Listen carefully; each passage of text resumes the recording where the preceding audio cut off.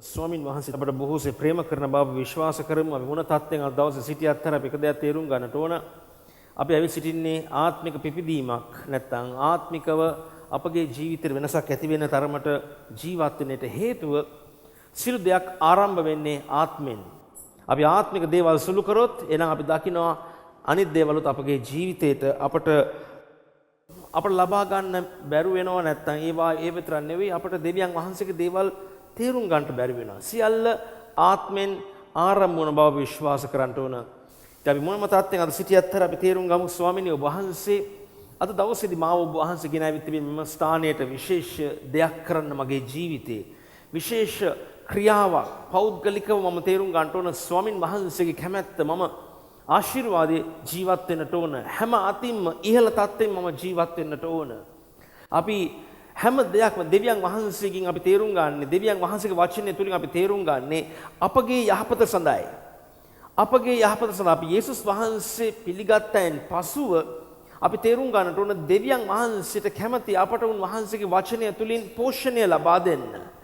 ඒ වචනය තුලින් අපට පෝෂණය ලැබෙන විට අපි දිනපතා ශක්තිමත් වෙනවා. ඒ ශක්තියෙන් තමයි අපි ජීවත් වෙන්නේ. සමහර මනුෂ්‍යයන් ආත්මිකව ඒ අයට ජීවත් වෙන්නට අපහසුයි තිබෙන්නේ. ඒට හේතුව ඒ අය මාංශයෙන් ගමන් කරන නිසා. නමුත් අපි තේරුම් ගත්තා නම් දෙවියන් වහන්සේ අපට ආත්මෙන් ගමන් කරන්න කියලා කියන්නේ අපේ හැම අවස්ථාවේදී උන්වහන්සේට පුළුවන් අප වෙනුවෙන් ක්‍රියා කරන්න. අපගේ අවශ්‍යතාවයේදී උන්වහන්සේ අපට පිහිට වෙන බව අපට විශ්වාස කරන්න පුළුවන්. උන්වහන්සේ අපට උපකාර කරන බව අපට විශ්වාස කරන්න පුළුවන්. සැබවින්ම දැන් යේසුස් වහන්සේගේ අපි ජීවිතේ ගත්තාම අපට පැහැදිලිව පෙනෙන්නේ උන්වහන්සේ නිතරම පැවසුවේ පියාණන් වහන්සේගේ කැමැත්තයි මා කරන්නට සිටින්නේ කියලා. පියාණන් වහන්සේ කුමක්ද මට පවසා තිබෙන්නේ ඒ දේ මම කරන්නේ. නමුත් අද බලපුවම කිතුණු භක්තිකයන් තොරගන්නේ තම තමා හිතන දේවල් නැත්තම් හරි කියලා සිතන දේවල්. පිටස්තර බාහිර බැල්මෙන් පිටස්තර ඇසට පෙනෙන දේවල් හරි කියලා හිතන දේ අනුව මනුෂ්‍යයන් ජීවත් වෙන්නේ. නමුත් දෙවියන් වහන්සේ අපව කැඳවා තිබෙන්නේ ආත්මික ගමනකටයි. උන්වහන්සේ අපව කැඳවා තිබෙන්නේ ආත්මෙන් හැසිරෙන්න, ආත්මෙන් ගමන් කරන, ආත්මික තීරණ ගන්න. සමහරක් අද දවසේ අපි දකිනවා මනුෂ්‍යයන් තීරණ ගන්න එකිනෙක කෙනා යම් දේවල් කියන ක්‍රමයට නැත්තම් ඒ අය ප්‍රසිද්ධ කියුම් වලට ඇහුම්කන් දී අය සිතන්නේ මෙන්න මේකයි හරි වෙන්නට ඕනේ කියලා. නමුත් හරි දේ නම් දෙවියන් වහන්සේගේ වචනයයි. හරි දේ නම් උන්වහන්සේගේ සත්‍යයයි. හරි දේ නම් උන්වහන්සේගේ ලියවිල්ල අපට කොහොමද සඳහන් කර තිබෙන්නේ? ඒ අනුව අපි තීරණ ගන්නට ඕන. අපගේ තීරණ ඉතා වැදගත්. අපි අද ගන්න තීරණය අපගේ ජීවිතයට බලපෑමක් ඇති කරනවා. අපි ගන්න තීරණය ඇත්තටම බීජයක් හා සමානයි. අපි ගන්න තීරණ කුඩා තීරණ හෝ විශාල තීරණ ඒවට ප්‍රතිඵල අපට ලැබෙනවා අනිවාර්යයෙන්. ඉතින් මම යහපත් තීරණයක් ගත්තොත් මට යහපත් ප්‍රතිඵල ලැබෙනවා. අයහපත් තීරණ ගත්තොත් ඒ වගේම අයහපත් ප්‍රතිඵලමයි මට ලැබෙන්නේ. මම තෝරගන්නට ඕන සැබවින්ම යහපත් තීරණ ගන්න. දිනපතා මම තෝරලා බලන්න ඕනේ ස්වාමිනී ඔබ වහන්සේ කැමැත්ත කුමක්ද? ඔබ වහන්සේ මට කියා දෙන්නේ කුමක්ද? ඔබ වහන්සේ මට වචනය තුලින් මඟ පෙන්වන්නේ කොයි ආකාරයෙන්ද? බොහෝ වෙලාවට අපි ජීවත් වෙන්නේ එකිනෙක කෙනාගේ කියුම් වලට ඇහුම්කන් දී. නමුත් ස්වාමින් වහන්සේ අපව කැඳවා තිබෙන්නේ උන්වහන්සේගේ හඬට ඇහුම්කන් දී අපි ජීවත් වෙන්න ඕනේ කියලා. ශුද්ධාත්මන් වහන්සේ එකිනෙක කෙනාට කතා කරන බව විශ්වාස කරන්න. ශුද්ධාත්මන් වහන්සේට කැමැති අපට මඟ පෙන්වන්න. ඔබ දන්නවද සමහර කිතුණු භක්තිකයන් කියන්නේ මට නම් උන්වහන්සේගේ හඬ ඇසෙන්නේ නැහැ කියලා. උන්වහන්සේ කියන දේ මට තේරුම් ගන්න බැහැ කියලා. දැන් එවැනි දෙයක් මිනිස්සෙක් පවසනවා නම් එනං ඒ මනුෂ්‍ය ආත්මෙන් වර්ධනය වෙලා නැහැ. මාංශයෙන් වර්ධනය වෙලා සිටිනවා. සභාවකට යන පළියට නැත්නම් සභාවට යන නිසා මම කවදාවත් වර්ධනය වෙන්නේ නැහැ. මගේ වර්ධනය තිබෙන්නේ මේ දෙවියන් වහන්සේගේ වචනය පෝෂණය මම දිනපතා ලබා ගත්තොත් පමණයි. දෙවියන් වහන්සේගේ වචනයෙන් උන්වහන්සේ මට තරවටු කරයි. උන්වහන්සේගේ වචනයෙන් මට උන්වහන්සේ මගේ ජීවිතේ හරි ගැසීමක් ගෙන දෙයි. උන්වහන්සේගේ වචනයෙන් උන්වහන්සේ මට යහපත් දේවල් වලින් කතා කරමින් උන්වහන්සේගේ පොරොන්දු වලින් උන්වහන්සේ මාව ශක්තිමත් කරයි. මම සභාවට යනවායි කියලා කවදාවත් මම ශක්තිමත් වෙන්නේ නැහැ. බොහෝ මිනිස්සුන් දැන් තීරණ කර තිබෙන්නේ සභාවක් කියන්නේ ගොඩ නැගිල්ලක්, සභාවක් කියන්නේ ඉරු දින පමණයි කියලා. නමුත් කවදාවත් අපට සීමා කරන්න බෑ ඒ දෙයට. දෙවියන් වහන්සේගේ රාජ්‍ය ඔබ තුල ක්‍රියා කරන බව විශ්වාස කරන්න. ඔබ යන හැම ස්ථානයකම උන්වහන්සේ ඔබ සමගයි සිටින්නේ. ඔබ ඉරුදිනට පමණක් දෙවියන් වහන්සේගේ දේවල් සීමා කරන්න එපා. සභාවකට පමණක් නැත්නම් ගොඩනැගිල්ලකට පමණක් ඇතුල් වෙන වෙලාවේදී දෙවියන් වහන්සේගේ දේවල් වලට සීමා කරන්න එපා. ඔබ දෙවියන් වහන්සේ හැම ස්ථානයක සිටින දෙවියන් වහන්සේ. සෑම ස්ථානයක උන්වහන්සේ එක ආකාරයෙන්මයි ක්‍රියා කරන්නේ. කිසි වෙනසක් නැහැ උන්වහන්සේගේ. උන්වහන්සේ කිසි කාලක වෙනසක් පෙන්වුම් කර දෙන්නේ නැහැ. උන්වහන්සේ අපට කියන්නේ දැන් ඔබ ආත්මික මිනිස්සෙක්. ආත්මික පෝෂණය ලබා ආත්මෙන් ගමන් කරන්න, ආත්මෙන් හැසිරෙන්න, ආත්මන් වහන්සේ කියන දේට ඇහුම්කන් දී ගමන් කරන්න, ආත්මික තීරණ ගන්න, ආත්මන් වහන්සේ අනුව ඔබ ගමන් කරන්න. ඒක ඉතා වැදගත් අපගේ ජීවිතේට. අපි කොයි විදියට අපි සිතාගත්තත් දෙවියන් වහන්සේ කැමැත්ත අපි වර්ධනය වෙන්නට ඕන දිනපතා. බොහෝ වෙලාවට අපි වර්ධනය වෙනවයි කියලා අපි සභාවට යනවා නැත්නම් එක් පාඩම් මාල වලට යනවා. නමුත් බලපුවාම දෙවියන් වහන්සේගේ රාජ්‍ය වචනේ නොවේ අපි අසන්නේ එක් නිකායන් වල තිබෙන වචන. ඒ වාගේ ඒ වචන වලින් අපි ජීවත් වෙන්න උත්සාහ කරනවා. නමුත් දෙවියන් වහන්සේ කැඳෙන්නේ නැහැ. ඒ අනුව ජීවත් වෙන්නේ කියලා උන්වහන්සේ පැවසුවේ දෙවියන් වහන්සේගේ රාජ්‍ය වචනය අනුව ඔබ ජීවත් වෙන්න. දෙවියන් වහන්සේගේ උසස් වූ කැඳවීම ඔබට උන්වහන්සේ දී තිබෙන්නේ. ඒ උසස් වූ කැඳවීම ඔබගේ ජීවිතය ඉෂ්ට වෙන්නට යන්නේ ඔබ උන්වහන්සේගේ හඬට කීකරු වී ගමන් කරොත් පමණයි. බොහෝ මනුෂ්‍යයන්ගේ ජීවිතවල තිබෙන්නේ දෙවියන් වහන්සේගේ හඬ නෙවෙයි අසන්නේ මනුෂ්‍යයන්ගේ හඬ. එයාගේ හැඟීම් බරෙන් එයා ජීවත් වෙන හැඟීමේ හඬ බොහෝ විට අසන්නේ. නමුත් දෙවියන් වහන්සේ අප කැඳෙන්නේ නැහැ හැඟීමේ හඬ රැහුම්කන් දෙන්න. ඔබට රෝගයක් ඇති වුණාම ඔබගේ රෝග ලක්ෂණය තුලින් ඔබට ලැබෙන හඬවල් වලින් ඔබ ජීවත් වෙන්නේ. මට හැඟෙනවා මේ දේ, මට හැඟෙනවා මේ දේ, මම හිතන විදිහට මට පිළිකාවක් තිබෙනවා, මට හිතන විදිහට මගේ ජීවිතේ නැත්නම් මම මරණයටපත් වෙයි කියලා. නෑ, ඔබගේ හැඟීම් වලින් නොවේ ඔබ ජීවත් වෙන්නේ. ඔබගේ රෝග ලක්ෂණ වලින් නොවේ ඔබ ජීවත් වෙන්නේ. මනුෂ්‍ය ජීවත් වෙන්නේ රොටි වලින් පමණක් නොවේ. නමුත් මනුෂ්‍යයන් ජීවත් වෙන්නේ දෙවියන් වහන්සේගේ වචනයෙන්. අපි වටහා ගන්නට ඕන දෙවියන් වහන්සේගේ වචනය ඊටාම උතුම් නැත්නම් ඊටාම වැදගත් අපගේ ජීවිතේට. අපි ගන්න හැම තීරණයක්ම අපි ගන්නට ඕන දෙවියන් වහන්සේගේ වචනේ අනුව. අපි තීරණ ගන්නවා ගන්නවා තීරණ. අහවල් කෙනා කියපු දේ නිසා, මේ පුද්ගලයන් කියපු දේ නිසා. නමුත් අපි තීරණ ගන්න ඕන ස්වාමිනී ඔබ වහන්සේගේ ලියවිල්ල කුමක්ද සඳහන් කර තිබෙන්නේ? ඔබ වහන්සේගේ වචනය කුමක්ද සඳහන් කර තිබෙන්නේ? ඒ වචනයයි මගේ ජීවිතයට වෙනස ගෙන දෙන්නේ. ඒ වචනයයි මාව සම්පූර්ණකමට ගෙන එන්නේ. ඒ වචනයයි මට උපකාර කරන්නේ. ඒ වචනයයි මාව සුව කරන්නේ. ඒ වචනයයි මාව ශක්තිමත් කරන්නේ. ඒ වචනයයි මගේ ජීවිත වෙනස් කරන්නේ. මගේ ඇට නහර මස් ශක්තිමත් වී දේව රාජ්‍ය කටයුතු වල මට යෙදී සිටින්නට පුළුවන්කමක් තිබෙන්නේ උන්වහන්සේගේ වචනය තුලින්. ඉතින් මම වටහා ගත්තා නම් මේ වචනය මට ඊටාම වැදගත්. බොහෝ මනුෂ්‍යයන් කිතුණු භක්තිකයන් වුණාම ඒගොල්ලෝ සිතන්නේ අපි ආගමට හැරුණයි කියලා. ආගමට හැරුන්නේ නැහැ. ඇත්තටම ඔබ දේව රාජ්‍යයට පරිවර්තනය වුණා. නැත්නම් ඔබ යක්ෂයාගේ රාජ්‍ය නැත්නම් යක්ෂයාගේ උගුලෙන් උන්වහන්සේ ඔබ ගලවා දේව රාජ්‍යයට උන්වහන්සේ ඔබ ගෙනාවේ තවත් ආගමකට නෙවෙයි. දෙවියන් වහන්සේ ඔබ ආගමකට නෙවෙයි ගෙන ආවේ. සමහරකට අපි හිතන්නේ මගේ ආගම මාරු කරයි කියලා. ආගම මාරු කරේ නැහැ. ඔබ ඇත්තටම ඔබ යක්ෂයාගේ උගුලෙන් ඔබ නැත්නම් යක්ෂයාගේ ක්‍රියාකාරීත්වය යටතේ ඔබ සිටියේ. නැත්නම් යක්ෂයාගේ වහලෙක් වෙන්න ඔබ සිටියේ. නමුත් ක්‍රිස්තුස් යේසුස් වහන්සේ ඔබ පිළිගත් දවසේදී උන්වහන්සේ ඔබව ඒ යක්ෂයාගේ ක්‍රියාවෙන් උන්වහන්සේ ඔබ ඇදගත්තා. ඇදගෙන උන්වහන්සේ ඔබ දෙවියන් වහන්සේගේ රාජ්‍යයට උන්වහන්සේ ඇතුළත් කර තිබෙන්නේ. ඉතින් දේව රාජ්‍යයේ ප්‍රතිපත්ති අනුව අපි ජීවත් වෙමු. දේව රාජ්‍ය ක්‍රියාකාරීත්වය අපගේ ජීවිතේ තිබෙන්නට ඕන. හැම විටම අපි තේරුම් ගන්න ඕන දේව රාජ්‍ය කුමක්ද දෙවියන් වහන්සේගේ රාජ්‍ය සඳහන් කර තිබෙන්නේ? ධර්මිෂ්ඨකමෙන් හැසිරෙන්න. දේව රාජ්‍ය කුමක්ද සඳහන් කර තිබෙන්නේ? සමාදානෙන් ජීවත් වෙන්න. දේව රාජ්‍යයෙන් කුමක්ද සඳහන් කර තිබෙන්නේ? ශුද්ධාත්මයන් වහන්සේ තුල ප්‍රීතිමත් ජීවිතයක් ගත කිරීම. ඒ රාජ්‍ය කවදාවත් සෙලවෙන්නේ නැහැ. මේ පොළොවේ තිබෙන හැම රාජ්‍යයක්ම සෙලවෙයි. නමුත් දේව රාජ්‍ය තුල ජීවත් වෙන මිනිසයා කවදාවත් ඒ රාජ්‍ය සෙලවෙන්නේ නැහැ. සෙලවෙන්නට පුළුවන් සෑම දෙයක්ම සෙලවෙන්නටයි යන්නේ. ඉදිරි අනාගතේ අපි දකින්නට යන්නේ බොහෝ දේවල් සෙලවෙනවා කියලා. නමුත් දෙවියන් වහන්සේගේ රාජ්‍ය එන්න වර්ධනය වෙනවා මිසක් වෙන කිසි දෙයක් වෙන්නේ නැහැ දේව රාජ්‍යයට. ඉතින් දෙවියන් වහන්සේගේ රාජ්‍ය වචනය අනුව උන්වහන්සේගේ ලියවිල්ලේ අනුව උන්වහන්සේගේ මඟ පෙන්වීම අනුව අපි ජීවත් වී සිටියොත් මේ රාජ්‍ය කවදාවත් කිසි කෙනෙකුට මිනිස්සෙකුට හෝ යක්ෂයාටවත් සොලවන්නට බෑ. ඒ රාජ්‍ය කිසි කලක සෙලවෙන්නේ නැහැ. සොලවන්නටත් බෑ. මිනිස්යන් උත්සාහ කරත් හරි ඒ රාජ්‍ය කවදාවත් සොලවන්නට බෑ. ඒ නිසා ඔබ වටහා ගන්න තේරුම් ගන්න. වචනය අනුව මම විශ්වාස කරනවා දේව රාජ්‍ය වචනය කවදාවත් වෙනස් වෙන්නේ නැහැ. දෙවියන් වහන්සේගේ රාජ්‍ය තුල මගේ ජීවිතේ මම ගොඩනගා ගත්තා නම් මේ පොළොවේ තිබෙන රාජ්‍යයන් ඔක්කොම වෙනස් වෙන්නට පුළුවන්, සෙලවෙන්නට පුළුවන්, හැම දෙයක් වෙනස් වෙන්නට පුළුවන්. නමුත් දෙවියන් වහන්සේගේ රාජ්‍ය එන්න වර්ධනය වෙමින් තිබෙන්නේ කියලා අපි තේරුම් ගන්නට ඕන. හැම දෙයක්ම තේරුම් ගන්න ඕන දෙවියන් වහන්සේගේ රාජ්‍ය උන්වහන්සේ වර්ධනය කරගෙන සිටින්නේ. දේව රාජ්‍ය ගැන අපි හිතපුවාම අපි හිතන්නේ තවත් අපි හිතන්නේ මේ ගොඩනැගිල්ලක් සම්බන්ධව නැත්නම් අපි හිතන්නේ දේව මාලිගාවක් ගැන. නෑ දේව රාජ්‍ය උන්වහන්සේ කතා කරේ පෙරාර සහිතව නොවේ පැමිණෙන්නේ. උන්වහන්සේගේ රාජ්‍ය ඔබ තුලයි. උන්වහන්සේගේ රාජ්‍ය ඔබ තුලයි. උන්වහන්සේගේ රාජ්‍ය ඔබ තුලයි. දෙවියන් වහන්සේ නිසා කියන්නේ රාජ්‍ය කටයුතු වල ඔබ යෙදී සිටින්න.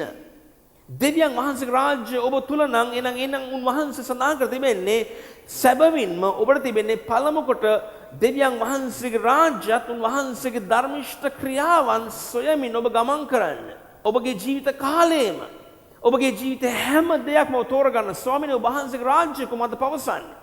බොහෝ මනුෂ්‍යයන් ජීවත් වෙන්නේ එකිනෙක කෙනාගේ අදහස් අනුව. මෙන්න මේ මනුෂ්‍යයා මට මේ අදහස දුන්නා, අර මනුෂ්‍යයා මට මේ අදහස දුන්නා. ආත්මයන් වහන්සේ ඔබට යමක් කතා කරොත්, සුද්ධාත්මයන් වහන්සේ ඔබට යමක් පැහැදිලි කරලා පෙන්වුම් කර දුන්නා නම් ඒ දෙයට ඔබ කීකරු වී ගමන් කරන්න. ඒ දේ හරි හෝ වැරදි කියලා ඔබගේ ඇසට පෙනුනත් ඒක වැඩක් වෙන්නේ නැහැ. ඔබ තේරුම් ගන්න ඕන මේක දේව රාජ්‍ය ක්‍රියාවක්. දෙවියන් වහන්සේගේ රාජ්‍ය වැඩක්. උන්වහන්සේගේ රාජ්‍ය කවදාවත් සෙලවෙන්නේ නැහැ. උන්වහන්සේගේ රාජ්‍ය සලවන්නටත් බෑ. උන්වහන්සේ කටයුතු කවදාවත් විනාශ වෙන්නේත් නැහැ. දිනෙන් දින වර්ධනය වෙනවා මිසක් වෙන කිසි දෙයක් සිදු වෙන්නේ නැහැ දේව රාජ්‍යයට.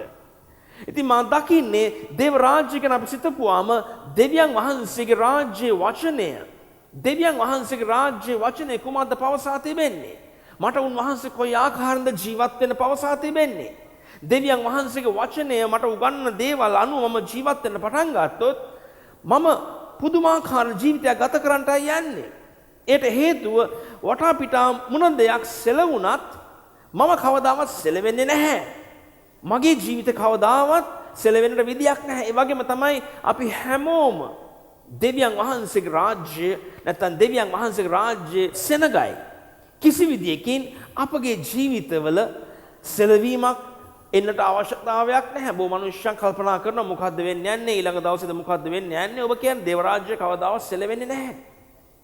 සෙලවෙන්නට පුළුවන් හැම දෙයක්ම සෙලවෙන්නට යන්නේ. නමුත් දෙවියන් වහන්සේගේ රාජ්‍ය කවදාවත් සෙලවෙන්නේ නැහැ. අපි හරවමු හෙබ්රු පොතට 12 වෙනි පරිච්ඡේදයට හරවමු. හෙබ්රු පොතේ 12 වෙනි පරිච්ඡේදයේ උන්වහන්සේ විශේෂයෙන්ම අපට සඳහන් කර තිබෙන්නේ වචනය අනුව අපි තේරුම් ගන්න ඕන. බොහෝ වෙලාවට අපි කලකිරීමට පත් වෙනවා. අපගේ මනස අවුල් වෙන තරමට සිතුවිලි අදහස් අපට එනවා. අපි හෙට ගැන කල්පනා කිරීම නැත්නම් අපේ අනාගතය ගැන අපට බයක් තිබෙනවා. අපට එන සිතුවිලි අදහස් අපට කවදාවත් උපකාර කරන්නේ නැහැ. හෙට දවස ඔබ ගත කරන්නේ කොහොමද? නැත්නම් හෙට දවස ඔබගේ ජීවිතයට වෙන්න යන යහපත් දේවල් ගැන කවදාවත් අපට එන බාහිර සිතුවිලි වලින් කවදාවත් අපට උපකාරයක් නැහැ. හෙට දවසේදී අපි ජීවත් වෙන්නේ කෙසේද? නැත්නම් හෙට දවසේදී කොයිතරම් ශක්තිමත් ඔබ ජීවත් වෙන්න ඕනද කියලා. නමුත් අපි දකින්නේ රාජ්‍ය වචනය තුලින් දෙවියන් වහන්සේ නිතරම පවසන්නේ බය වෙන්න එපා, කැළඹෙන්න එපා, තැති ගන්න එපා. මම ඔබ සමගයි. මං කවදාවත් ඔබ අත්හැර යන්නේ නැහැ. ඔබ ජල මැදින් ගියත්, ඔබ ගින්න තුලින් ගියත් කවදාවත් කිසිම විදිහකින් කිසිම අනතුරක් පැමිණෙන්නේ නැහැ. දෙවියන් වහන්සේගේ රාජ්‍ය වචනය ඔබට පවසන්නේ. නමුත් අපි ලෝකයේ වචනේ බලපුවම අපට නිතර පෙනෙන්නේ මොන වාගේ දේවල්ද අපගේ ජීවිතේ සිදු වෙන්නට යන්නේ, මොන වාගේ අන්තරාසය දේවල් සිදු වෙන්නට යන්නේ කියලා. නමුත් බයිබලයේ අපට සඳහන් කර තිබෙන්නේ කිසිම අනතුරක් ඔබට පැමිණෙන්නේ නැහැ. ඔබ දේව රාජ්‍ය වචනය අනුව ජීවත් වෙන පුද්ගලයෙක් නම්, උන්වහන්සේගේ ලියවිල්ල අනුව ඔබ ජීවත් වෙන පුද්ගලයෙක් නම් කිසි කලක ඔබට කැළඹිලි තත්ත්වයකට පත් වෙන්න අවශ්‍යතාවයක් නැහැ. ඔබ කවුරු හෝ වේවා. ඔබ වැඩිමහල් කෙනෙක් වෙන්න පුළුවන්, කුඩා ළමයෙක් වෙන්න පුළුවන්, ඔබ ව්‍යාපාරයක් කරන පුද්ගලයෙක් වෙන්න පුළුවන්, ඔබ රැකියාවක් කරන පුද්ගලයෙක් වෙන්න පුළුවන්, නැත්නම් ඔබ දේවදාසයෙක් වෙන්න පුළුවන්, නැතහොත් ඔබ සේවයේ යෙදී සිටින මිනිසෙක් වෙන්න පුළුවන්. කුමන දෙයක් ඔබගේ ජීවිතයට විරුද්ධව නැත්නම් ඔබ කවුරු හෝ වේවා මොන දෙයක් ඔබගේ ජීවිතයට පැමිණුණත් හරි කවදාවත් ඔබ සැලෙන්නේ නැහැ. ඒට හේතුව ඔබ දේව රාජ්‍ය තුල සිටින නිසා. දෙවියන් වහන්සේගේ රාජ්‍ය කවදාවත් කිසි මිනිහෙකුට සලවන්නට බෑ. මිනිස්යම් ජීවිත කාලයේ සලවන්නට උත්සාහ කර තිබෙනවා. නමුත් දේව රාජ්‍ය කවදාවත් මිනිස්යන්ට සලවන්නට බැරි වුණා. මිනිස්යන් උත්සාහ කරා. නමුත් කවදාවත් ඒක වෙනස් වුණේ නැහැ. දේව රාජ්‍ය එදා සිට අද දක්වා එක ආකාරයෙන්මයි තිබෙන්නේ. දෙවියන් වහන්සේ කවදාවත් සැලෙන්නේ නැහැ. දෙවියන් වහන්සේගේ රාජ්‍ය කටයුතු වල උන්වහන්සේ සිටිය අවස්ථාවේදී විශාල සෙනගක් උන්වහන්සේගේ පසුපස්සෙන් ආවා. ඒ සෙනග එන්නේ නඩු වෙන්න පටන් ගත්තා. නමුත් දෙවියන් වහන්සේගේ රාජ්‍ය කවදාවත් සැලුනේ නැහැ. දේව රාජ්‍ය නම් යේසුස් ක්‍රිස්තුස් වහන්සේ. උන්වහන්සේට ඉතුරු වෙලා සිටියේ ගෝලයන් 12 දෙනා පමණයි. උන්වහන්සේ ගෝලයන් 12 දෙනාගේ ඇසුවේ ඔබත් යන්න සූදානම්ද කියලා.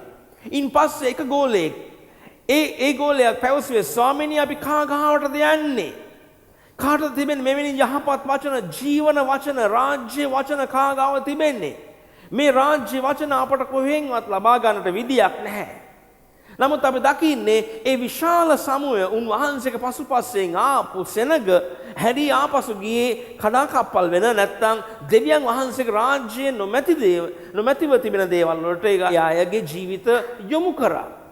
නමුත් දෙවියන් වහන්සේගේ රාජ්‍ය සිටිය ගෝලයන් 12 දෙනා ඒ අය ස්ථීරව සිටියා.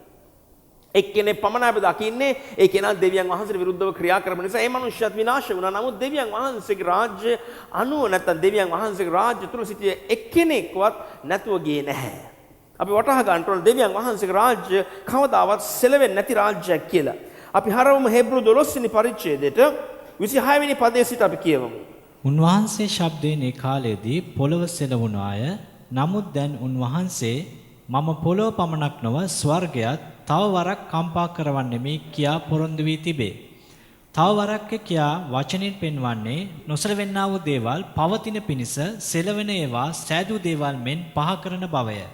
ඔව් සෙලවෙන්නට නැත්නම් සෙලවෙන දේවල් බොහෝ දේවල් බලපුවම මේ අපි වටා පිටා බලපුවම බොහෝ දේවල් සෙලවෙනවා.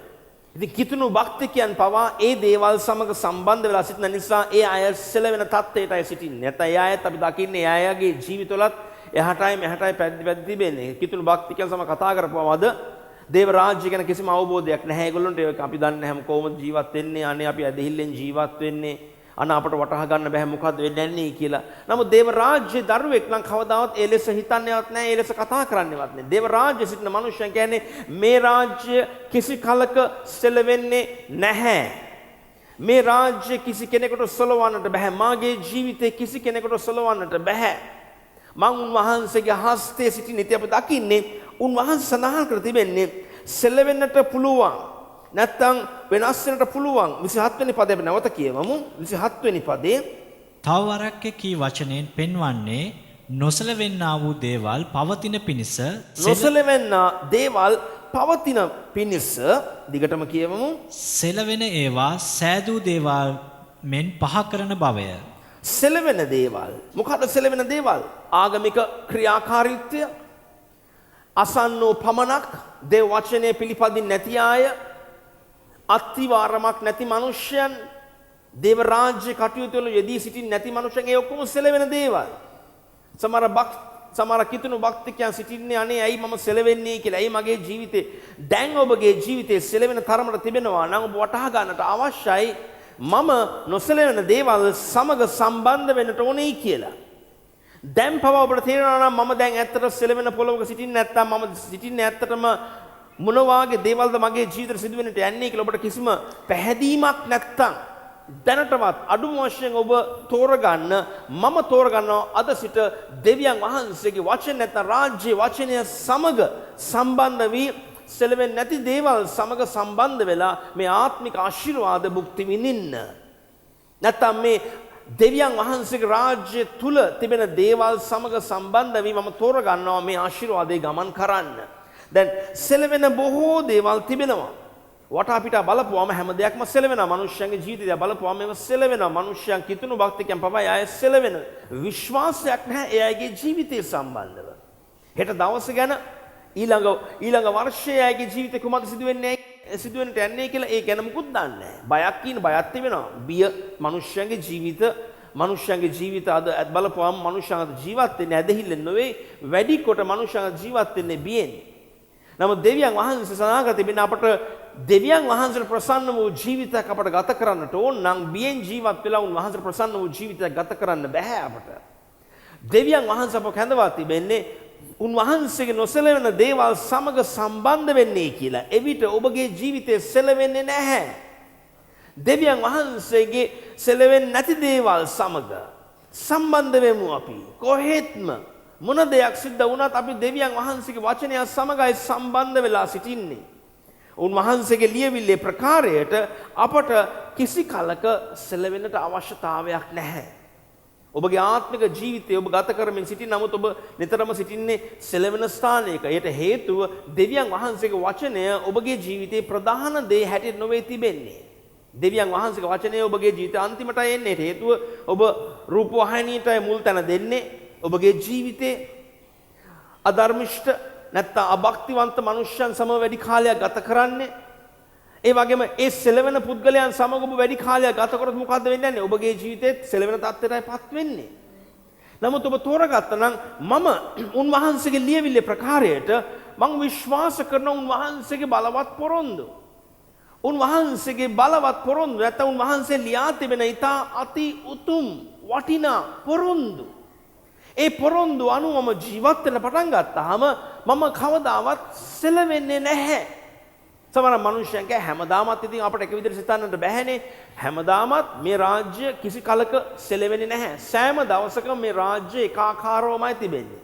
දෙවියන් වහන්සේගේ රාජ්‍ය කවදාවත් සෙලවෙන්නේ නැහැ. සෙලවෙන්නට විදියක් නැහැ. සෙලවෙන්න බෑ රාජ්‍ය. ඒක සෙලවෙන රාජ්‍යයක් නොවේ. මම දෙවියන් වහන්සේගේ රාජ්‍යයේ සිටින නැත්නම් මම ලෝකේ නැත්නම් යක්ෂයාගේ රාජ්‍යයේ මම සිටින නැත්නම් යක්ෂයාගේ රාජ්‍යයේ තිබෙන දේවල් මම විශ්වාස කරමින් සිටිනවාද?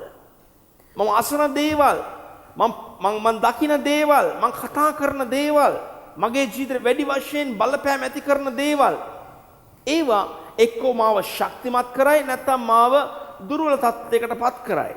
නමුත් අපි දකින්නේ බාහිර පිටස්තරෙන් එන හැම දෙයක්ම අපව දුර්වල තත්යකට අපවපත් කරන්නේ. පිටස්තරෙන් එන හැම අදහසක්ම පිටස්තරෙන් එන හැම සිතුවිල්ලක්ම අපට එන්නේ අපව සොලවන්නටයි. අපගේ සිත විනාශ කරන්නටයි. අපව තනි කරන්නටයි. අපට නිකම් බියක් ඇති කරන්නටයි. නොයෙකුත් දේවල් දෙවියන් වහන්සේගේ දේවල් වලින් ඈත් කරන්නටයි මේ පිටස්තරෙන් අපට එන බලපෑම වලින් අපට නිතරම එන අදහස්. දෙවියන් වහන්සේගේ දේවල් වලින් ඈත් කරන්න. ඇයි අපි දෙවියන් වහන්සේගේ දේවල් වලින් ඈත් වෙන්නේ? හැම දෙයක්ම අපි දකින්නේ මොකක් හරි අපට අනතුරක් පැමුණාම දෙවියන් වහන්සේගේ දේවල් වලට අපි ඉස්සල්ලාම ඈත් වෙන්නේ මිනිස්සයන්. ඇයි?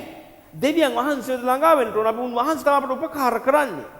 උන්වහන්සේගේ උපකාරය මිසක් අපට වෙන කිසි දෙයක් නැහැ. උන්වහන්සේ අපට උපකාර කරන නිසායි අපි ශක්තිමත්ව ජීවත් වෙන්නේ. අපට ශක්තිය තිබෙන්නේ උන්වහන්සේගේ උපකාරයෙන්. ඉතින් අපිට අනතුරක් හෝ නැත්නම් අපට යම් කිසි අදහසක් සිතුවිල්ලක් නැත්නම් අපට අපගේ මනසට යම් දේවල් එන විට අපි තේරුම් ගන්න ඕන මම තෝරගන්නවා උන්වහන්සේගේ ලියවිල්ලේ ප්‍රකාරයට ජීවත් වෙන්න. මගේ සිත සැලෙන්නම ඉඩ දෙන්නේ නැහැ. කොහෙත්ම මම තෝරගන්නවා මගේ සිත ඒකාකාරව තබා ගන්න. ඉතින් මෙතන සඳහන් කර තිබෙන්නේ නැවත අපි දකින්නේ සෙලවීමක් ඇති වෙනවයි කියලා. සෙලවෙන්නට පුළුවන් හැම දෙයක්ම සෙලවෙන්නටයි යන්නේ. අපි දන්නවනේ යම් සෙලවෙන දේවල් තිබෙනවා කියලා ඒවා ස්ථිර නැහැ කියලා හිතා ගන්නවා. අපි ඒවායින් මත ඇයි තවත් අපි විශ්වාස කරන්නේ? තවත් අපි විශ්වාස කරන්නේ. වඩා හොඳ නැද්ද අපගේ දිනපතා අපගේ ජීවිතය අපි ගොඩනගා ගත්තා නම් මේ වචනයෙන්. දිනපතා අපි තෝරගත්තා නම් මේ වචනයෙන් ජීවත් වෙන්න. සෙලවෙන දේවල් මත ඇයි අපගේ විශ්වාසය තවත් තබන්නේ දැනත්. අප දන්නවා බොහෝ දේවල් අපගේ ජීවිතේට මේ වෙනතුරු අපගේ ජීවිතේ වෙලා තිබෙන්නේ නැත්නම් අපි විශාල වශයෙන් අපි විශ්වාසය තබා ජීවත් වුණ දේවල් දැන් සෙලවෙන තත්ත්වයෙන් තිබෙන්නේ. ඉතින් අපි දකින්නේ ඒවයින් අපට ප්‍රයෝජනයක් ලැබුණ නැහැ. තවමත් අපි පුරුද්දක් වශයෙන් අපට කරන්න දෙයක් නැහැ. අපට කරන්න දෙයක් නැති නිසා අපි ඉතින් ඒවයි විශ්වාසය තබනවා. නමුත් දෙවියන් වහන්සේ කියන්නේ ඔබගේ විශ්වාසය තබන්න උන්වහන්සේ කෙරේ. උන්වහන්සේ කවදාවත් ඔබ අත්හැර යන්නේ නැහැ. උන්වහන්සේ කිසි කලක ඔබගේ ජීවිතේ විනාශයට පත් වෙන්න ඉඩ දෙන්නේ නැහැ. උන්වහන්සේ ඔබට පවසන්නේ ඔබට කවදාවත් සෙලවෙන පොළොවක ජීවත් වෙන අවශ්‍යතාවයක් නැහැ. ඔබගේ ජීවිතේ අනිවාර්යයෙන්ම දෙවියන් වහන්සේ ඔබට දී තිබෙන ඒ අතිවාරම දෙවියන් වහන්සේගේ වචනය තුලින් ඔබගේ යහපත් අත්තිබරම ගොඩනගන්නට උන්වහන්සේ දී තිබෙන්නේ. ඉතින් අපි දකින්නේ ඉතා පැහැදිලිව අපි දකින්නේ දෙවියන් වහන්සේගේ ලියවිල්ලේ බොහෝ දේවල් අප අතර තිබෙන දේවල් සෙලවෙන තරමටයි තිබෙන්නේ. නමුත් ඔබ තෝරගත්තා නම් උන්වහන්සේගේ වචනය තුල ජීවත් වෙන්න, ඔබ තෝරගත්තා නම් මගේ ජීවිතේ මම ගොඩනගා ගන්නවා මේ ආත්මික පෝෂණය මම ලබා ගන්නවා දිනපතා. මම තෝරගන්නවා මේ සෙලවෙන දේවල් වලින් කවදාවත් මගේ ජීවිතේ යහපතක් වෙන්නෙත් නැහැ, යහපතක් උනේවත් නැහැ. මම නිතර කැළමිලි තත්ත්වයෙන් මම ජීවත් වෙන්නේ. නමුත් දෙවියන් වහන්සේ දවසට ඔබට කියන්නේ ඒ සෙලවෙන දේවල් නෙවෙයි. ඔබ දේව රාජ්‍ය තුල ඔබ ජීවත් වෙන්නේ. කවදාවත් මේ රාජ්‍ය සලවන්නට කොහෙත්ම කිසි කෙනෙකුට බෑ. කොහෙත්ම කිසි කෙනෙකුටත් බෑ. අපි හරවමු ලූක් 6 වෙනි පරිච්ඡේදයට හරවා අපි කියවමු 46 වෙනි පදයේ සිට. මා කියන දේ නොකර ස්වාමිනී ස්වාමිනී මට කියන්නේ මක් නිසාද? අපි ස්වාමිනී කියලා උන්වහන්සේට පවසනවා නම් ස්වාමිනී ඒකෙන් අදහස් කරන්නේ ස්වාමිනී ඔබ වහන්සේ තමයි අපගේ විශ්වාසය. ස්වාමිනී කියන අදහස අපට පෙනෙන්නේ මම විශ්වාස කරන්නේ ස්වාමින් වහන්සේවයි. මම විශ්වාස කරන්නේ ස්වාමින් වහන්සේ. මට උපකාර කරන දෙවියන් වහන්සේ කෙරෙහි මම විශ්වාස තබන්නේ. ඉතින් මම මොකද කියන්නේ ස්වාමිනී කියන වචනෙන් මම පවසන නැත්නම් ස්වාමිනී කියලා මම පවසන නමුත් උන්වහන්සේ කියන්නේ උන්වහන්සේ කියලා පවසුවාට වැඩක් වෙන්නේ නැහැ. නමුත් උන්වහන්සේ කියන දේවල්ට අපි අහුම්කම් දෙන්නේ නැත්නම් අපි නැවත කියමු 46 වෙනි පදේ. මා කියන දේ නොකර ස්වාමිනී මට කියන්නේ මක් නිසාද? මා කියන දේ ඔබ කරන්නේ නැතුව උන්වහන්සේ කොහොමද කියන්නේ? ලිස්සන පොළොවක සිටින්න එපා, සෙලවෙන දේවල් සමග සම්බන්ධ වෙන්න එපා. උන්වහන්සේ සමග සම්බන්ධ වී සිටින්න, උන්වහන්සේගේ වචනේ විශ්වාස කරන්න, උන්වහන්සේ පැවසූ දේවල් කෙරෙහි ඔබගේ විශ්වාසය තබා ජීවත් වෙන්න. උන්වහන්සේ යම් දේවල් පවසා තිබෙනවා නම් ඒ දේවල් අනුව ඔබ ජීවත් වෙන්න තෝරගන්න. ඒ වචනේ කවදාවත් වෙනස් වෙන්නේ නැහැ. ඉතින් උන්වහන්සේ සඳහන් කර තිබෙන්නේ ස්වාමිනී කිව්වට මදි. නමුත් උන්වහන්සේ කියන දේ ඉතා පැහැදිලිව තේරුම් අරගෙන උන්වහන්සේ කියන ප්‍රකාරයට ඔබ කරනවාද ඔබගේ ජීවිතේ? උන්වහන්සේ පවසන්නේ සෙලවෙන දේවල් වලින් ඔබ ඈත් වෙන්න. ආගමික දේවල් නිතරම සෙලවෙනවා. නමුත් උන්වහන්සේගේ ජීවන රාජ්‍ය කවදාවත් සෙලවෙන්නේ නැහැ. ආගමික අදහස් ඇතුව ජීවත් වෙන එක අපිට පැහැදිලිව පෙනෙන්නේ ඒ දේවල් සෙලවෙනවයි කියලා. නමුත් දෙවියන් වහන්සේ කවදාවත් සෙලවෙන්නේ නැහැ. උන්වහන්සේ ආගමක් නෙමෙයි, උන්වහන්සේ ජීවනයයි. යේසුස් වහන්සේ පැවසුවම ජීවනයයි කියලා. ඉතින් උන්වහන්සේ ජීවනය නම් ඒ ජීවනය කවදාවත් සැලෙන්නේ නැහැ. වෙනස් වෙන්නේ නැහැ. අපිට නිතරම අපගේ ජීවිතේ නැවුම් භාවය ගෙන දෙයි. දෙවියන් වහන්සේ නිතරම අපගේ ජීවිතේ නැවුම් භාවය උන්වහන්සේගේ වචනය තුලින් අපට නැවුම් භාවයක් දැනෙනවා සෑම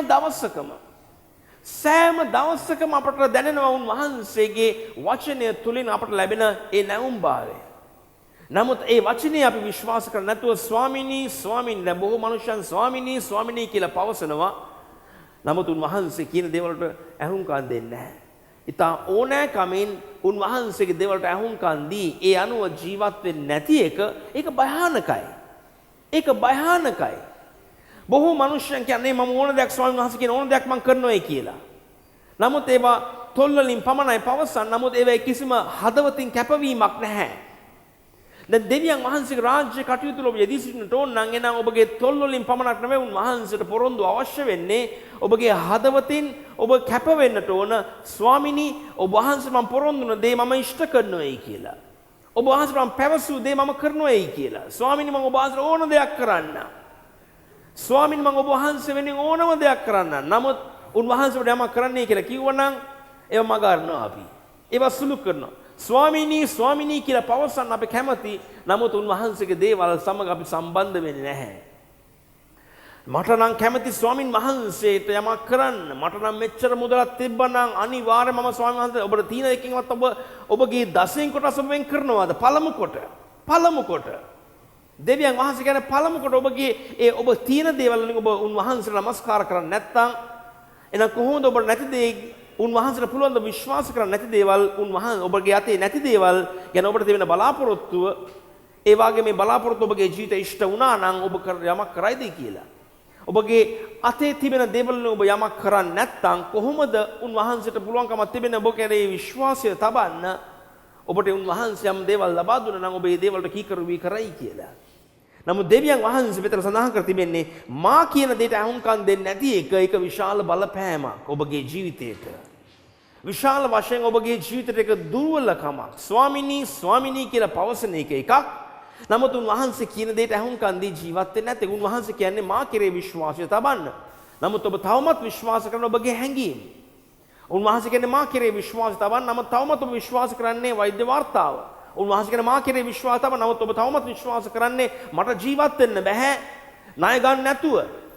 මේක මම පුරුද්දක් කරත් මගේ ජීවිත කාලේ පුරුද්දක් වී තිබෙන්නේ. ඒ ඔබට ඒ ණයතුරු ස්වභාවයෙන් නිදහස් වෙන්නට ඕන නම් ඔබ තෝරගන්න ඕන ස්වාමිනී ඔබ වහන්සේ කියන දේවල් වලට මම අහුම්කම් දී ඒ නොසැලෙන ස්ථානයක මම සිටින්නට කැමතියි. ඒ ස්ථානෙ මම ජීවත් වෙන්න තෝරගන්න. මගේ කැපවීම සැලෙන්නේ නැති ස්ථානයක ජීවත් වෙන්න. දෙවියන් වහන්සේගේ වචනේ අසන එක කාරණාවක්. නමුත් ඒ වචනේ ක්‍රියාවට නොදම ජීවත් වෙන මනුෂ්‍යයා ඇත්තටම ඒ කෙනා සැබවින්ම සැලෙන තත්ත්වයකයි සිටින්නේ. මනුෂ්‍ය හොඳ අත්විවරමක් ගොඩනගා නැහැ තමාගේ ජීවිතේ. දෙවියන් වහන්සේ අපව කැඳවා තිබෙන ඊටාම යහපත් අත්විවරමක්. දෙවියන් වහන්සේ කැඳවා තිබෙන යහපත් අත්විවරමක් ගොඩනගා අපි ජීවත් වෙන්නට ඕන. දෙවියන් වහන්සේ අපව කැඳවා තිබෙන්නේ යහපත් අත්විවරමක් ගොඩනගා ජීවත් වෙන්නට. නමුත් අපි කියන්නේ ස්වාමිනී මට කැමතියි ස්වාමීන් වහන්සේ මට කැමතියි මට ආශාවක් තිබෙනවා. නමුත් මට එන බලපෑම් නිසා මට ඒ අයව සතුටු කරන්නත් ඕන, මිනිස්යන් සතුටු කරන්නත් ඕන, හැමෝම කියන දේ මට විශ්වාස කරන්නත් ඕන. මගේ ආගමික නායකයා මට කියන දේ විශ්වාස කරන්නත් ඕන. දැන් සමහරක් විට අපි දකින්නේ දෙවියන් වහන්සේගේ ලියවිල්ලට විරුද්ධ දේවල් තමයි දේශනා කුඩු වලින් සමහරක් වෙලාවට පැමිණෙන්නේ. නමුත් අපි ඒව සොයා බලන්නේවත් නැහැ. පරණ ගිවිසුමෙන් බොහෝ මනුෂ්‍ය උගන්වමින් සිටින දැනටමත් ඒ අය සොයා බලන්නේවත් නැහැ. මට නව ගිවිසුමට අදාළ දේවල්ද ඔය කතා කරන්නේ නැත්නම් පරණ ගිවිසුමේ දේවල්ද? පරණ ගිවිසුම වැදගත් මට ආදර්ශයක් වශයෙන් ගන්නට අවශ්‍යයි මනුෂ්‍යයන්ගේ ජීවිත. නමුත් පරණ ගිවිසුම මා දකින්නේ ඒ ගිවිසුම තුලින් මට කවදාවත් ගැලවීමක් ලැබුණෙත් නැහැ. මගේ ගැලවීම ආරක්ෂා කරන්නටත් බැරි වුණා. ඒ විතරක් නෙවෙයි කොහෙත්ම පරණ ගිවිසුමේ අනුව මගේ ජීවිතය මට ගොඩනගා ජීවත් වෙන්නට බෑ. මම ජීවත් වෙන්න ඕන ස්වාමියෝ යේසුස් ක්‍රිස්තුස් වහන්සේ ලියා තිබෙන වචන නැත්නම් උන්වහන්සේගේ අනුග්‍රහය තුලින් මට ලැබී තිබෙන ඒ අනුග්‍රහ වචන අපි හරවමු. අපි නැවත මේ පදයට එමු. මා එක හරවන්න යෝහාන් පළවෙනි පරිච්ඡේදයට හරවා අපි කියවමු 17 වෙනි පදේ.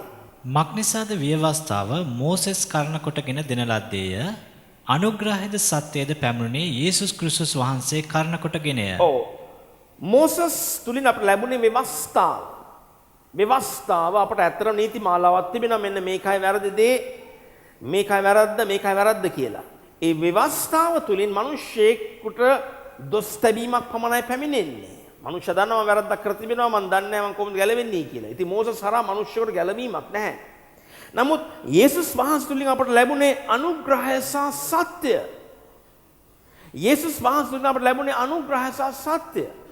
ඉතින් අපට සත්‍ය සහ අනුග්‍රහයෙන් අපි ජීවත් වෙන්නට තිබෙන මේ ජීවිත කාලේ අපි ජීවත් වෙන්නේ නැතුව ආපසු අපි ව්‍යවස්ථාවට හැරෙන විට මොකද්ද වෙන්නට යන්නේ? අනිවාර්යයෙන්ම අපගේ ජීවිතේට ඒක විශාල බරපතල ප්‍රශ්නයක් වෙනවා. අපි නැවත හරවමු තව පදයක් බලමු. ගලාති 5 වෙනි පරිච්ඡේදයට හරවමු. ගලාති 5 වෙනි පරිච්ඡේදයට හරවා අපේ කිතුණු ජීවිතයේ තිබෙන ඒ නැවුම්භාවය, ඒ නොසැලෙන දේවල් අපි දකින්නේ කිතුණු ජීවිතයක් නැත්නම් කිතුණු භක්තිකයන් හැටියට අපගේ ජීවිතය යහටයි මෙහාටයි සෙලවෙන තරමට තිබෙන ගතිගුණ අපගේ ජීවිතේ තිබෙන අපට පැහැදිලිව පෙනෙනවා. ඒට මූලික හේතුව මෙන්න මෙයයි. අපි කලවම් කිරීමක්, මිශ්‍ර කිරීමක් ඇති කරපුවාම අපි අනිවාර්යයෙන්ම අස්තීරව සිටින්නට යන්නේ. ගලාති 5 වෙනි පරිච්ඡේදයේ 1 වෙනි පදේ කියනවා. ක්‍රිස්තුස් වහන්සේ අප මුදාගත්තේ නිදහස්කම ඇතුව සිටීමට. ක්‍රිස්තුස් වහන්සේ අපව මුදවාගත්තේ නිදහස්කම ඇතුව සිටින්නටයි. ක්‍රිස්තුස් වහන්සේ ආලේපලත් තනන් වහන්සේ අප වෙනුවෙන් උන්වහන්සේගේ ජීවිතේ පූජා කරපු තනන් වහන්සේ ක්‍රිස්තුස් වහන්සේ ස්වාමියෝ යේසුස් ක්‍රිස්තුස් වහන්සේ අපව උන්වහන්සේ මුදවාගෙනයි තිබෙන්නේ. නැවත පදේ කියවමු. ක්‍රිස්තුස් වහන්සේ අප මුදාගත්තේ නිදහස්කම ඇතුව සිටීමට නිදහස්කම ඇතුව සිටින්නටයි. දැන් නිදහසේ ජීවත් වෙන මනුෂ්‍යයන් ලිස්සන පොළොවක නොවේ සිටින්නේ. නිදහසේ ජීවත් වෙන මනුෂ්‍යයා ඒ මනුෂ්‍යයා සෙලවෙන ස්ථානයක නොවේ සිටින්නේ. ඒ මනුෂ්‍යයා නිදහසේ තමාගේ ගැලවීමේ තිබෙන ආශිර්වාද භුක්ති විඳිමින් සිටින්නේ. නිදහසේ ජීවත් වෙන මිනිසෙක් තමාගේ ආශිර්වාද භුක්ති විඳිමින් සිටින්නේ. නිතරම නිදහසේ මනුෂ්‍ය නිදහසක් තිබෙනවා. සහ මුලින් මේ මනුෂ්‍ය නිදහස් වෙලා සිටින්නේ. ඒ නිදහස අනිවාර්යයෙන්ම අපට ශක්තියක් වී තිබෙන්නේ. නිදහසේ ජීවත් වෙන හැමෝම ජීවත් වෙන්නේ ශක්තියක් ඇතුව.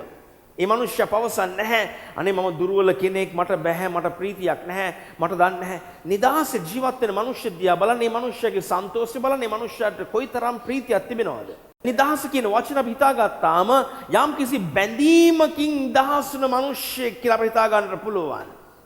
නිදහසේ නෙවෙයි අපි ජීවත් වෙලා සිටියේ අපි ව්‍යවස්ථාවට යට වෙලා සිටියේ. අපි යම් නීති මාලාවක් පවත්වමින් අපි සිටියේ යම් දෙයකට අපි බැඳී සිටියේ. නමුත් ක්‍රිස්තුස් යේසුස් වහන්සේ අප විශ්වාස කරපු දවසේදී උන්වහන්සේ අපව නිදහස් කළා. සම්පූර්ණයෙන්ම නිදහස් කරේ අපට උන්වහන්සේ හා සමානව ජීවත් වෙන්නටයි.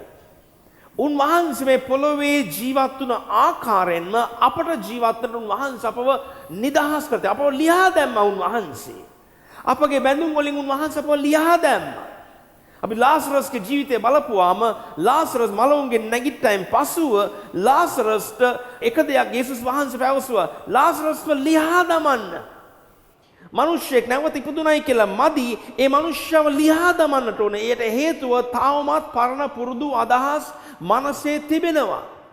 බොහෝ මිනිස්යන් එයා ලියා දමන්න නැතුව ආපසු ඒ අවස්ථාවට ගිහින් ආය තවත් බන්ධනට ඇතුල් වෙනවා. එක එක නීති මාලාවල් යටත් වෙනවා. සභාවේ තිබෙන ඒ නියෝග වලට නැත්තම් එක එක නිකායන් වලින් ලියා තිබෙන දේවල් අපි යටත් වෙලා අපි ජීවත් වෙන ආපසු අපි යන්නේ ඒ බැඳීමකටයි.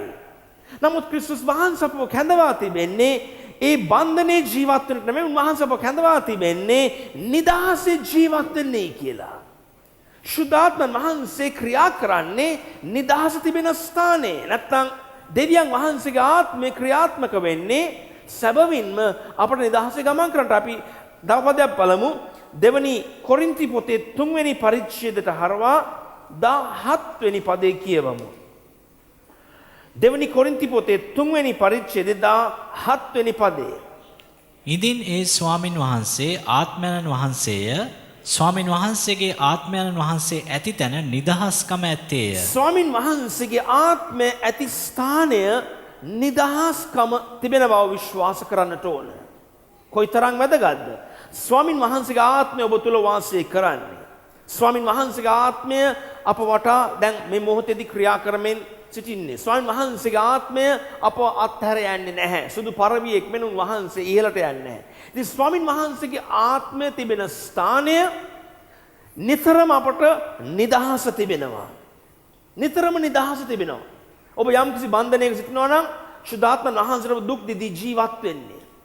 ශුද්ධාත්මන් වහන්සේට දුක් දිදී ඔබ ජීවත් වෙන්නේ ඔබ නිදහසේ ජීවත් වෙන්නේ නැත්නම් ඒට හේතුව ආත්මන් වහන්සේ ඔබ තුල වාසය කරන නිසා ඔබට නිදහස තිබෙනවා. හැම දෙයින්ම ඔබ නිදහස් වෙලා සිටින්නේ. කිසිම වහල්කමක් නැහැ ඔබගේ ජීවිතේ. නිදහසේ ජීවත් වෙන මනුෂ්‍යයා ශක්තිමත්.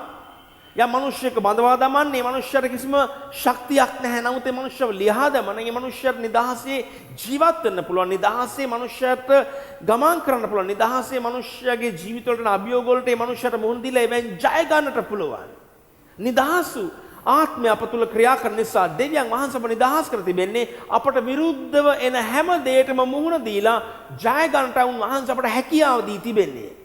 සමහර කිතුණු භක්තිකයන් දූගන යනවා කොහේ හරි කොනකට ගිහිල්ලා අනේ මම යාත්‍රා කරනවා මම නිරාහාරයෙන් යාත්‍රා කරනවා අනේ මම දන්නේ මගේ ප්‍රශ්නේ නැහැ. අපි මොකද්ද කරන්නේ? ප්‍රශ්නෙට මුහුණ දෙන්නේ නැතුව ඒ වයින් අපි ජය ගන්න නැතුව අපි උන්වහන්සේට යාත්‍රා කරනවා. අනේ ස්වාමීනි මට තේරෙන්නේ නැහැ ස්වාමීන් වහන්සේ ඇයි මට මේ දේ සිද්ධ වුනේ? ඇයි ස්වාමීන් වහන්සේ මේ දේ ඉඩ දුන්නේ ඔබ වහන්සේ මේ දේ සිදු වෙන්න? දෙවියන් වහන්සේ ඕනම දෙයකට උන්වහන්සේ ඉඩ දී තිබෙනවා. ඔබගේ ජීවිතේ ඔබ ඕනම දෙයකට ඉඩ දී තිබෙනවා නම් දෙවියන් වහන්සේට කවදාවත් වළක්වන්න බෑ කිසිම දෙයක්. ඔබ යම් දෙයකට ඉඩ දී තිබෙනවා නම් උන්වහන්සේට බෑ ඒක වළක්වන්න. ඒට හේතු උන්වහන්සේ ඔබට නිදහස් කැමැත්තක් දී තිබෙනවා. ඔබ යම් දේවල් ඉඩ දී තිබෙනවා ඔබගේ ජීවිතේ රජකම් කරන්න. එහෙනම් අනිවාර්යයෙන්ම උන්වහන්සේ කවදාවත් ඔබගේ නිදහස නැති කරන්නේ නැහැ උන්වහන්සේ. කිසි කාලක. උන්වහන්සේ කිසි කාලක ඔබගේ නිදහස නැති කරන්නේ නැහැ. උන්වහන්සේ ඔබ නිතරම පවසා තිබෙන්නේ මාගේ වචනය අනුව ඔබ ගමන් කරන්න, ආලෝකේ ජීවත් වෙන්න, නිදහසේ ගමන් කරන්න. මාගේ වචනය ඔබ තේරුම් ගත්තනම්, මාගේ වචනය ඔබ දැනගත්තනම් ඒ වචනය ඔබ සම්පූර්ණයෙන්ම නිදහසටපත් කරයි. නිදහසේ ගමන් කරන්න පුළුවන්කමක් තිබෙනවා. නිදහස්කමේ ජීවත් වෙන එක හරි ශක්තියක්. නිදහසේ ජීවත් වෙන එක හරි ශක්තියක්. ඉතින් අපි දකින්නේ ගලාති සභාවේ සිටිය මිනිස්යන්. එයා නැවත බන්ධනයකට ඇතුල් වුණා. නැවත එයා ආපසු ඒගොල්ලෝ ගියේ ක්‍රිස්තුස් වහන්සේගේ නිදහස අත්හැරලා. අපි හරවමු ගලාති 5 පළවෙනි පදයට. ක්‍රිස්තුස් වහන්සේ අප මුදාගත්තේ නිදහස්කම ඇතුව සිටීමට. එබැවින් දාසකම නැති වියගහකට අසු නොවි ස්ථීරව සිටපල්ලා. දාසකමේ වියගහකට අසු නොවි ආපහු පටලවෙන්නට එපා. දාසකමේ වියගහකට අසු නොවි. කියන්නේ ඔබ ආපසු හැරෙන්න යන්නට එපා. දාසකමේ වියගහකට පැටලෙන්න එපා ඔබ. ආපසු ඔබ හැරියන්න එපා. අසු වෙන්නට එපා ඔබ. ඉඩ දෙන්න එපා ඔබගේ නිදහස නැති වෙන තරමට ජීවත් වෙන්න. දෙවියන් වහන්සේ ඔබ කැඳවා තියෙන නිදහස ජීවත් වෙන්න. බොහෝ කිතුණු භක්තිකයන්ට සේවාවන් කරන්න බැරි මොකද එයාට කිසිම නිදහසක් නැති නිසා. ඒ අය නිදහස ජීවත් වෙන්නේ නැත්නම් කොහොම තවත් කෙනෙක්ව ලියා දමන්නේ? ඔබ තවමත් බැඳී ජීවත් වෙනවා. ඔබ තවමත් වහල්කමේ ජීවත් වෙන පුද්ගලෙක් නම් කොහොමද පුළුවන්කමක් තිබෙන්නේ ඔබට තවත් කෙනෙකුට නිදහසේ වචනය කතා කරන්න, තවත් කෙනෙකුට සුභාරංචි පවසන්න, තවත් කෙනෙකුට ඔබට පවසන්න පුළුවන්කමක් තිබෙන්නේ කොහොමද යහපත? හැමෝම දෙවියන් වහන්සේ අපේ හැමෝම කැඳවා තිබෙන්නේ සාක්ෂිකාරයන් හැටියට ජීවත් වෙන්න. හැම කෙනාම දෙවියන් වහන්සේගේ සාක්ෂිකාරයන්.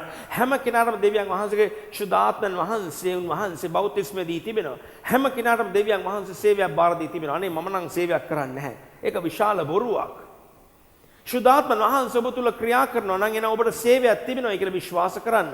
ඔබ දෙවියන් වහන්සේට පළමු සේවය කරන උන්වහන්සේට නමස්කාර කරනවා. ඒක සේවයක් ඔබ කරන උන්වහන්සේට. ඔබගේ තොල් වලින් උන්වහන්සේට ප්‍රශංසා ගී ගායනා කරනවා. ඒක සේවයක් ඔබ කරන්නේ. ඔබ අන් අයට සුභාරංචි පවසන එක සේවයක් ඔබ කරන්නේ. ඔබ දෙවියන් වහන්සේගේ නාමය දරමින් මිනිස්යන් අතර ඔබ උන්වහන්සේගේ නාමය දරාගෙන උන්වහන්සේගේ මහිමය සඳහා ජීවත් වෙන ඔබ සේවයක් කරන උන්වහන්සේ වෙනුවෙන්. ඉතින් සේවයක් නැහැ කියලා පවසන්න එපා. අනේ මම නිකන් සාමාන්‍යයෙන් සමාජිකත්වයක් එක්ක සභාවේ නැහැ. බයිබලයේ කොහෙවත් නැහැ අපි සමාජිකත්වය ලබා ගන්න ඕනේ කියලා සභාවක දෙවියන් වහන්සේ අපව උන්වහන්සේගේ ශරීරයට ඇතුළත් කර තිබෙන්නේ.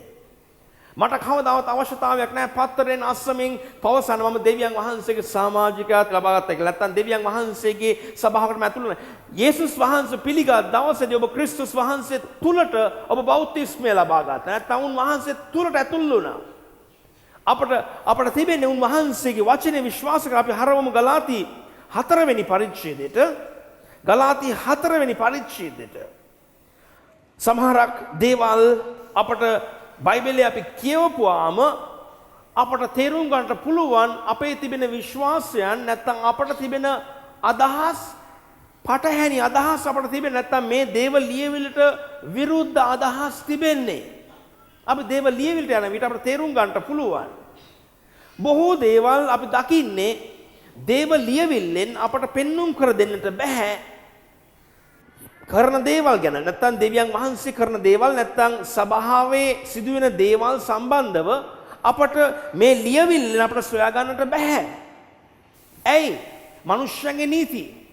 මිනිස්යන් දී තිබෙන නීති, මිනිස්යන්ගේ තිබෙන අර එකිනෙක කෙනාව කොහොම හරි අපි අත්වැල් බැඳගෙන මේ දේ කරන්න ඕන නැත්නම් අපි එකමුතුකම හොඳයි. නමුත් ඔබගේ නිදහස් කැමැත්ත නැති කරන්න එපා එකමුතුකමෙන්. ඔබට දෙවියන් වහන්සේ පවසන දේවල් නැත්නම් ඔබට උන්වහන්සේ කියා තිබෙන දේවල් ඔබට කවදාවත් ඒක නැති කරන්න බෑ. අපි එකමුතු වෙන එක හොඳයි. නමුත් එකමුතු වෙන්නේ ආගමික බන්ධනට ඇතුල් වෙන්න නෙවෙයි. අපි එකමුතු වෙන්නේ ක්‍රිස්තුස් වහන්සේගේ රාජ්‍ය ගොඩනගන්නටයි. උන්වහන්සේගේ ශාරීරිය අපි කොටසක් අපි එකමුතු වෙන්නේ බන්ධනේ ජීවත් වෙන්න නෙවෙයි. නීති මාලාවකට ජීවත් වෙන්න නෙවෙයි. අපි එකමුතු වෙන්නේ දෙවියන් වහන්සේගේ රාජ්‍ය කටයුතු වල යෙදී සිටින්නටයි. දැන් බොහෝ වෙලාවට අපි එකමුතු වෙන්නේ මගේ නිකාය, මගේ සභාව ගොඩනගන්න, මගේ දේවල්, මම කරන දේවල්, මගේ නාමය විශාල වෙන්න ඕන, මගේ සභාව විශාල වෙන්න ඕන, මගේ සභාවේ මෙන්න මෙච්චර සෙනගක් ඉන්නවා, මගේ හැම පුටුවක් පිටලා තිබෙන්නේ මට ඊට මයි තරමට මගේ ජීවිතේ මෙන්න මේ තරම් විශාල සෙනගක් ඉන්නවා. දැන් අපිට මගේ කියලා කිව්වම අපිට දකින්නේ ඒක මිනිස්යන්ගේ රාජ්‍යයක් ගොඩනගමින් සිටින්නේ. නමුත් දේව රාජ්‍ය ගොඩනගනවා කියලා කියන්නේ අපි කියන්නේ ස්වාමිනී ඔබ වහන්සේගේ රාජ්‍ය අපි ගොඩනගමින් සිටින්නේ. ඔබ වහන්සේගේ රාජ්‍ය අපි ගොඩනගන්නේ. අපගේ පෞද්ගලික සභාවක් නෙවෙයි දෙවියන් වහන්සේට දෙන එක සභාවක්. ස්වාමියෝ යේසුස් ක්‍රිස්තුස් වහන්සේගේ නාමයෙන් ඒ සභාවුන් වහන්සේ ගෙන යන්නේ. ඒ නාමයේ යටතේ තමයි අපි දකින්නේ හැමෝම අපි ජීවත් වෙන්නේ. හැම කෙනාම ඒ නාමය යටතේ අපි යටත් වෙලා සිටින්නේ. අපි කියවමු ගලාති පොතේ 3 වෙනි පරිච්ඡේදයට හරවා 26 වෙනි පදයේ සිට. මක්නිසාද නුඹලා සියල්ලෝම ක්‍රිස්තුස් යේසුස් වහන්සේ තුල ඇදහිල්ල කරන කොටගෙන දෙවියන් වහන්සේගේ පුත්‍රයෝය. අපි හැමෝම යේසුස් වහන්සේ තුලින් නැත්නම් උන්වහන්සේගේ ඇදහිල්ල තුලින් අපි දෙවියන් වහන්සේගේ දරුවන් වී සිටින්නේ. අපි හැමෝම දෙවියන් වහන්සේගේ දරුවන් වී සිටින්නේ. දැන් දේව රාජ්‍ය ගැනත් දෙවියන් වහන්සේගේ දරුවන් ගැනත් අපි වැඩි දේශනා අසන්නේ නැත්තේ. ඒට හේතුව උන්වහන්සේ කතා කරන්නේ යම් සභාවකට අපව කොටු කරන්න නෙවෙයි. උන්වහන්සේ කතා කරන්නේ දේව රාජ්‍ය ගැන, දෙවියන් වහන්සේගේ පුත්‍රයන් ගැන. මුළු විශ්වයම නැත්නම් අපි දකින්නේ මුළු ලෝකේම සිටින හැමෝම දෙවියන් වහන්සේගේ පුත්‍රයන්. දෙවියන් වහන්සේගේ රාජ්‍ය උන්වහන්සේ ගොඩනගමින් සිටින මුළු ලෝකේම යම් සුළු පිරිසක් නොවේ. දෙවියන් වහන්සේගේ රාජ්‍ය උන්වහන්සේ ගොඩනගමින් සිටින. ඉතින් ක්‍රිස්තුස් යේසුස් වහන්සේ කෙරේ ඇදහිල්ල තබා අපි හැමෝම දෙවියන් වහන්සේගේ දරුවන් බවට පරිවර්තනය වුණා. අපි යක්ෂයන්ටයි සේවය කරමින් සිටියේ. යක්ෂයන්ගේ දරුවන් හැටියට අපි සිටියේ. නමුත් යේසුස් ක්‍රිස්තුස් වහන්සේ තුලින් අපි උන්වහන්සේ තුලට ඇතුළු වුණ නැත්නම් දෙවියන් වහන්සේගේ දරුවන් නැත්නම් උන්වහන්සේගේ පවුලට අපි අයිති වී සිටින්නේ. උන්වහන්සේගේ පවුලට අයිති වුණේ කොහොමද? මගේ සිතින් මම විශ්වාස කරා යේසුස් වහන්සේ ස්වාමින් බව. යේසුස් වහන්සේ ස්වාමින් බව. සමහර මනුෂ්‍යයන් සභාවලට යනවා. එයාගේ අස්සම තිබෙනවා සභාවේ. මම මේ සභාවේ සමාජිකයෙක් එක්ක. නැත්නම් මට මෙතන සමාජිකයෙක් තිබෙනවා. නැත්නම් මම මගේ දසින් කොට මෙන්න මේ ඒ නිසා මම ගැලීම ලබා. ඔබ ගැලීම ලබා ගත්තේ ඔබ අස්සමත් දැම නිසා නෙවෙයි. ඔබගේ සිතින් ඔබ විශ්වාස කරමින් සහ ඔබගේ මුඛයෙන් ඔබ පවසන විට ස්වාමියෝ යේසුස් ක්‍රිස්තුස් වහන්සේ උන්වහන්සේ මලවුන්ගේ නැගිටිනු බව ඔබ සම්පූර්ණයෙන්ම ඔබගේ සිතින් විශ්වාස කරමින් ඔබ උන්වහන්සේ සමග සම්බන්ධ වුණ දවසේ තමයි උන්වහන්සේගේ ශරීරයට ඔබ ඇතුල් වුණේ. නෑ උන්වහන්සේගේ ඒ මුල් සභාවට සම්පූර්ණ සභාවට ඔබ ඇතුල් වුණේ දේව දරුවෙක් මෙන් ජීවත් වෙන්නට. නෑ කවදාවත් දෙවියන් වහන්සේ අපට එකමුතුකමේ සේවය කරන්න කියලා කවදාවත් උන්වහන්සේ අපට ශුද්ධාත්මයන් වහන්සේ අපට දී තිබෙන නිදහස නැති කරන්න උන්වහන්සේ පැවසුවේ නැහැ. මට සහෝදරයන් තමයි එකතු වෙන්නට පුළුවන්, දේව දාසයන් සම එකතු වෙන්නට පුළුවන්. නමුත් මගේ නිදහස ආත්මන් වහන්සේ මට උන්වහන්සේ පෞද්ගලිකව කියන දේ ඉතා වැදගත්. මට උන්වහන්සේ කියන දේ මට වැදගත්. මට එකමුතු වෙන්නට පුළුවන්. මට පුළුවන් ඒ අයගෙන් වෙන් වී සිටින්නට. ඒට හේතුව මම දන්නවනේ එතන තමාගේ රාජ්‍ය ගොඩනගන ස්ථානයක්, තමාගේ කටයුතු පමණක් කරන ස්ථානයක් කියලා මට පුළුවන් ඒකෙන් වෙන් වෙන්න. ඒට හේතුව අපි තේරුම් ගන්න ඕන දෙවියන් වහන්සේට තන බලා සිටින උන්වහන්සේගේ රාජ්‍ය ගොඩනගන්න. උන්වහන්සේගේ රාජ්‍ය ගොඩනගනවා කියලා කියන්නේ පෞද්ගලිකව එකිනෙක කෙනාව කිතුණු භක්තිකයන්ව දිනපතා ධෛර්යමත් කරන්නේ උන්වහන්සේගේ සේවයේදී සිටින්නටයි. එකිනෙක කෙනා හැමෝම අපි හැමෝම දෙවියන් වහන්සේ කවදාවත් ඔබ සුළු කරන්න එපා ඔබගේ ජීවිතය ගැන. පවසන්න එපා මට කිසිම හැකියාවක් නැහැ. මට දන්නේ නැහැ. මම බයිබල් පාඩමකට ගියේ නැහැ. නැත්නම් බයිබල් ඉස්කෝලේට මම ගියේ නැහැ. මට දන්නේ නැහැ ওই දේවල්. නැහැ ඔබට උන්වහන්සේ දිනපතා ඔබව උන්වහන්සේ වර්ධනය කරයි. දැන් බයිබල් විද්‍යාලයට යන එක වැරදි වැඩක් නෙවෙයි. නම බයිබල් විද්‍යාලයකට ගිහින් අපි අපගේ ඇදහිල්ල නැති කර ගන්නවා නම් දෙවියන් වහන්සේ සමග තිබෙන සම්බන්ධතාවය නැති කර ගන්නවා නම් ඒ වගේම අපට නිදහස නැති වෙනවා නම් අපගේ ජීවිතේ මං හිතන්නේ අපි අපේ කාලය ගත කර අවුරුදු 2 3ක් හෝ 4ක් හරි අපි කාලය ගත කරපු එක හරි මෝඩ ක්‍රියාවක්. අපි උත්සාහ කරන්නේ අපට තිබ්බනම් යම්කිසි අපට යම් බලපත්‍රයක් තිබ්බනම් ඒ බලපත්‍රේ මට වැඩක් වෙන්නේ නැහැ. මම දෙවියන් වහන්සේ සමග සම්බන්ධතාවයක් නැතුව ජීවත් වෙනවා නම්. දැන් බොහෝ මිනිස්යන් ඒවා මත එයාගේ විශ්වාසය තබා සබහවන් ගොඩනගමින් සිටින්නේ. නමුත් බලපුවාම කිසිම දියුණුවක් නැහැ, වර්ධනයක් නැහැ. ඒ විතර නෙවෙයි දෙවියන් වහන්සේගේ එළිදරව්වක් නැහැ. උන්වහන්සේගේ මහිමය ක්‍රියා කරන්නේ නැහැ. මොන හේතුවක් නිසාද? මට තිබෙන්නේ මම පාස්ටර් කෙනෙක්. නැත්තම් මට මේ බලපත්‍රයක් තිබෙනවා. මම අවුරුදු 4ක් ගත කරා මේ බයිබල් විද්‍යාලේ. මට යමක් මට ඉගෙන ගන්න පුළුවන්කමක් තිබුණා. දැන් ඒ නිසා මම ඒ මත මගේ විශ්වාසය තබා ජීවත් වෙන්නේ. නමුත් දෙවියන් වහන්සේ පවසා තිබෙන්නේ ඊටම වැදගත්. උන්වහන්සේ සමග මට තිබෙන සම්බන්ධතාවය කොයිතරම් වැදගත්ද? උන්වහන්සේගේ හඬට ඇහුම්කන් දී ජීවත් වෙන්නේ කොයිතරම් වැදගත්ද? දිනපතා උන්වහන්සේට ස්වාමින් වහන්සේ කියන එක විතරක් නෙවෙයි, ස්වාමිනිය ඔබ වහන්සේ කුමක්ද මට පවසන්නේ? කුමක්ද ඔබ වහන්සේ මාගෙන් බලාපොරොත්තු වෙන්නේ අද දවසේ මම කරන්න ඕන කියලා. ඒකයි වැදගත් දේ.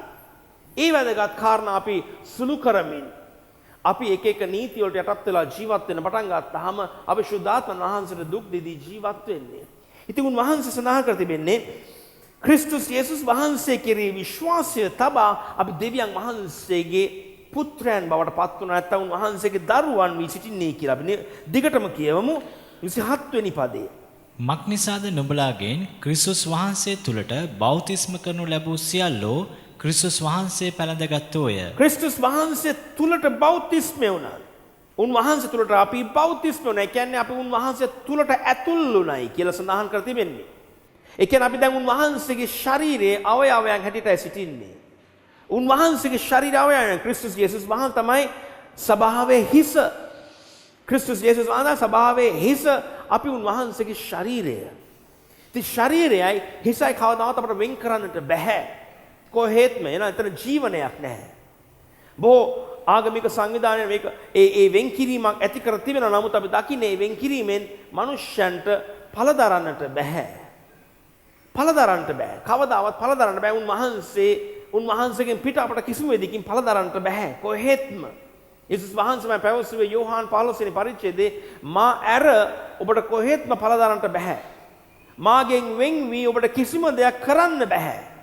අපි උන්වහන්සේගෙන් වෙන් වී යම් කිසි නීති රීති වලට යටත් වෙලා ජීවත් වෙන්න පටන් ගත්තාම අපිට කිසිම ජීවනයක් නැහැ. පළ දරන්න බෑ අපට. අපි ඔය පුරුද්දක් වශයෙන් අපි යනවා සභාවන් වලට. ඔය පුරුද්දක් වශයෙන් අපි කිතුණු ජීවිතයක් ගත කරනවා කියලා පවසනවා. නමුත් අපට ජීවනයක් නැහැ. දෙවියන් වහන්සේ අපට කැඳවා තිබෙන්නේ උන්වහන්සේගේ ජීවනය භුක්ති විඳින්න. ඔබගේ පෞල් ජීවිතය, ඔබගේ ශරීරය, ඔබගේ මුදල් අංශයෙන් ඔබ කරන ව්‍යාපාරය, ඔබ රැකියා කරන ස්ථානයේ දේව රාජ්‍යයේ ක්‍රියාවන් වෙන්නට ඕනේ කියලා ඔබගේ ජීවිතේ. දේව රාජ්‍ය කටයුතු සිදු වෙන්නට ඕන ඔබගේ ජීවිතේ. දේව රාජ්‍ය කවදාවත් ඔබ වෙන් කරන්න එපා ඉරිදට පමණක්. නැත්නම් යම්කිසි බයිබල් පාඩමාලාවට එන වෙලාවෙදී පමණක්. දෙවියන් වහන්සේගේ රාජ්‍ය අපට වෙන් කරන්න බෑ යම් විදියකට, යම් ක්‍රමයකට. දෙවියන් වහන්සේගේ රාජ්‍ය නිතරම අපගේ ජීවිතෙන් අපි විදහා පෙන්වන්නට ඕන. දෙවියන් වහන්සේගේ රාජ්‍ය ධර්මිෂ්ඨකමද, උන්වහන්සේගේ රාජ්‍ය සමාදානයද, උන්වහන්සේගේ රාජ්‍යද අපට තිබෙන ශුද්ධාත්ම වහන්සේ තුළ තිබෙන ප්‍රීතිය. ඉතින් 27 වෙනි පදේ අපට සඳහන් කර තිබෙන්නේ කුමක්ද? උන්වහන්සේ තුළට අපි බෞතිස්මය වී සිටින්නේ. ඉතින් ක්‍රිස්තුස් වහන්සේ තුළට බෞතිස්මය වී සිටිනවා නම් එනම් මොකක්ද ඒකෙන් අදහස් කරන්නේ? අපි ක්‍රිස්තුස් වහන්සේ පැළඳගෙනයි සිටින්නේ කියලා. අපි නැවත කියවමු මේ පදේ 27 වෙනි පදේ. මක්නිසාද නුඹලාගෙන් ක්‍රිස්තුස් වහන්සේ තුළට බෞතිස්ම කරනු ලැබූ සියල්ලෝ ක්‍රිස්තුස් වහන්සේ පැළඳගත්තෝය. ක්‍රිස්තුස් වහන්සේ පැළඳගත්තෝය. ඒ කියන්නේ මොකද්ද? යම් දෙයක් පැළඳගත්තයි කියලා කියන්නේ ඔබගේ ජීවිතේ දැන් ක්‍රිස්තුස් වහන්සේ ඔබ දකින්නවා හා සමානව තිබෙන්නට ඕන. යම් කෙනෙක් ඔබව දැක්කාම එයා දකින්නට ඕන ක්‍රිස්තුස් වහන්සේගේ ප්‍රේමය. යම් කෙනෙක් ඔබව දැක්කාම ක්‍රිස්තුස් වහන්සේගේ දේවල් ඔබගේ ජීවිතේ දකින්නට ඕන. ක්‍රිස්තුස් වහන්සේව පැළඳගත්තා ඔබ. බෞතිස්මය කියලා කියන්නේ ඇතුළුණයි කියලා යම් දෙයකට. එන ඔබ උන්වහන්සේ තුළට ඇතුළු වුණා නම් එහෙනම් දැන් ඔබට තිබෙන උන්වහන්සේව පැළඳ ගන්න.